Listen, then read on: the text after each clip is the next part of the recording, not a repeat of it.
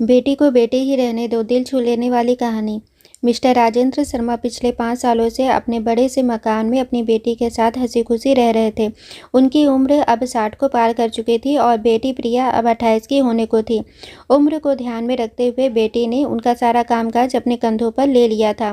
प्रिया अपने हर काम में बहुत अच्छी थी। जितने अच्छे से वो अपने पापा, घर और उनके कारोबार का ध्यान रखती थी, कोई और शायद ही रख पाता। अगर राजेंद्र जी को कोई बेटा होता तो वह भी नहीं। इन बाप बेटी का रिश्ता बहुत ही प्यारा था। बिना पापा के प्रिया को नहीं चलता और बिना प्रिया के उसके पापा का किसी काम में मन नहीं लगता। कभी कभी ऐसा लगता जैसे राजेंद्र जी प्रिया के बाप नहीं, उसके बेटे हैं। प्रिया की हरकतें ही कुछ ऐसी थीं। पापा को सुबह जल्दी उठाकर जबरदस्ती वॉकिंग के लिए भेजना हो या छोटे बच्चों के जैसे दवाइयाँ पिलानी हो, प्रिया का बर्ताव अपने पापा के साथ बिल्कुल वैसा ही था जैसे किसी माँ का अपने बच्चे के साथ होता है। प्रिया के पापा भी कुछ कम नहीं थे। जब जब प्रिया उन्हें दवाई खाने के लिए देती तो आधी दवाई खाते और आधी छुपा लेते, लेकिन प्रिया की नज़रों से बच नहीं पाते। फिर वह उनके सामने खड़ी होकर सारी दवाई उन्हें ज़बरदस्ती खिलाती। रात को प्रिया के सोने के बाद चुपके से किचन में जाकर फ्रिज से मिठाई चुरा कर खाना, अपने पापा की ऐसी शरारतें भी प्रिया पकड़ लेती थी। पकड़े जाने पर पापा पानी पीने का बहाना करते, लेकिन प्रिया उनको समझाती कि मिठाई आप के लिए हानिकारक है। पापा को याद दिलाती कि पिछली बार उनका शुगर लेवल कितना बढ़ गया था। अपने ही घर में अब मैं मिठाई भी नहीं खा सकता। बड़बड़ाते हुए, नाराज होने की एक्टिंग करते हुए पापा किचन से चले जाते। फिर प्रिया उन्हें मनाने के लिए एक मिठाई का टुकड़ा पापा के पास लेकर जाती और फिर वो दोनों उसे आधा आधा बांट कर खाते। दोनों के चेहरे पर बड़ी स्माइल आ जाती। बस ऐसे ही दोनों की जिंदगी हंसी खुशी कट रही थी।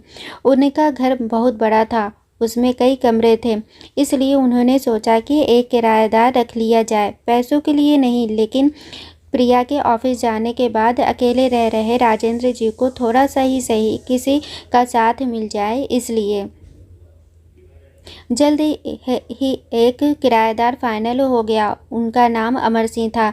उम्र उनकी 50-51 की होगी। एग्रीमेंट पेपर बनाने के दौरान पहली बार वह राजेंद्र जी और प्रिया से मिले।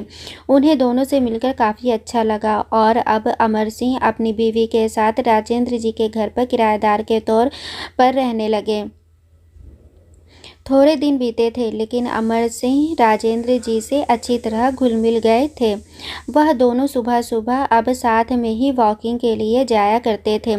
कभी वह अमर सिंह के साथ तो कभी अमर सिंह और उनकी बीवी प्रिया और राजेंद्र जी के साथ डिनर किया करते। एक सुबह जॉगिंग के दौरान अमर सिंह ने कहा कि आप और प्रिया अकेले ही रहते हैं, आपको तो काफ़ी कुछ मैनेज करना पड़ता होगा। आप कैसे सब इतने अच्छे से संभाल लेते हैं? अजी, मैनेज क्या करना है, मेरी होशियार बेटी के लिए यह कुछ भी नहीं है। प्रिया सब इतने अच्छे से संभाल लेती है कि मुझे किसी बात की कोई चिंता ही नहीं है। राजेंद्र जी ने मुस्कुराते हुए कहा, हाँ वह तो ठीक है, लेकिन जब प्रिया ससुराल चली जाएगी तब आपके लिए यह सब मैनेज करना बड़ा मुश्किल हो जाएगा। आपका कोई बेटा भी तो नहीं है और आप अकेले ही इतने बड़े घर में रहते हैं। अमर सिंह ने अपना विचार बताते हुए कहा। राजेंद्र जी के चेहरे के हाव भाव बदल गए।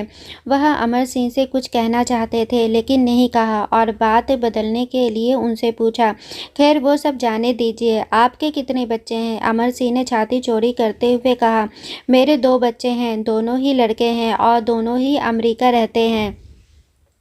राजेंद्र जी को लगा जैसे अमर सिंह उन्हें ताना मार रहे हों, लेकिन फिर भी उन्होंने कुछ नहीं कहा और वो जॉगिंग करके अपने घर लौट आए। कुछ दिन बीते। राजेंद्र जी ने अमर सिंह को अपने साथ खाने के लिए बुलाया, क्योंकि अमर सिंह की पत्नी किसी काम से बाहर गई थी और वे अकेले थे। अमर सिंह, राजेंद्र जी और प्रिया डाइनिंग टेबल पर बैठकर खाना खा रहे थे। पहला निवाला खाते ही अमर सिंह ने खाने की तारीफ करते हुए कहा, प्रिया बेटा, तुमने आज खाना बहुत अच्छा बनाया है। राजेंद्र जी ने गर्व महसूस करते हुए कहा, हाँ मेरी बेटी बहुत अच्छा खाना बनाती है। अमर सिंह जी बोल पड़े, यह तो बड़ी अच्छी बात है, उसके ससुराल वाले बड़े खुश रहेंगे। प्रिया उनसे कुछ कहना चाहती थी, लेकिन राजेंद्र जी ने उसे रोक दिया और बात बदलने के लिए प्रिया से पूछा, कारोबार कैसा चल रहा है?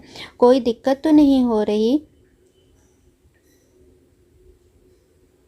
प्रिया ने कारोबार की सारी जानकारी और स्थिति अपने पापा को बताई, जिसे अमर सिंह भी सुन रहे थे और वह प्रभावित होकर बोले, वह प्रिया बेटा, मानना पड़ेगा, जिस तरह से तुम सारा कारोबार संभाल रही हो, तुम राजेंद्र जी की बेटी नहीं बेटा हो बेटा। अब राजेंद्र जी से ना रहा गया। उन्होंने कहा, पता नहीं क्यों आप सभी लोग बेटी को बेटे के साथ कंपेयर करते हो। ऐसा एक भी काम या एक भी फील्ड बताइए जिसमें बेटियों ने अपना नाम ना बनाया हो। अरे आसमान में प्लेन उड़ाने से लेकर देश के सर्वोच्च पद पर बैठकर देश चलाने तक बेटियों ने हमेशा अपने आप को साबित किया है, लेकिन आप जैसे लोग अभी भी उनकी तुलना बेटों से ही करते रहोगे। होते होंगे बेटे सबके लिए ज़्यादा इम्पोर्टेंट, मेरे लिए तो मेरी बेटी ही सबसे बढ़कर है, और मैं यह फ़क्र से कह सकता हूँ, जो मेरी इस बेटी ने मेरे लिए किया है, जितना प्यार मुझे दिया है, उतना दुनिया का कोई भी बेटा नहीं दे सकता। इसलिए मैं आपसे ही पूछता हूँ, आपके 2 बेटे हैं ना? बताइए वो साल में आपसे कितनी बार मिलने आते हैं? अमर सिंह जी, दुनिया बदल चुकी है, अब आप भी बदल जाइए। बेटी को बेटी ही रहने दीजिए, उसे बेटा बनाने की कोशिश मत कीजिए। दोस्तों, इतनी सुंदर कहानी का एक छोटा सा सारांश आपको बताना चाहती हूँ कि आप जब भी किसी बेटी का सम्मान करेंगे तो एक बेटी की तरह ही करना। ऐसा कभी मत कहना कि तुम बेटी नहीं बेटा हो। दोस्तों, आशा करती हूँ कि आप लोगों को यह कहानी ज़रूर पसंद आई होगी। कहानी पसंद आई हो तो प्लीज़ चैनल को लाइक, शेयर एंड सब्सक्राइब करें। Thanks for watching.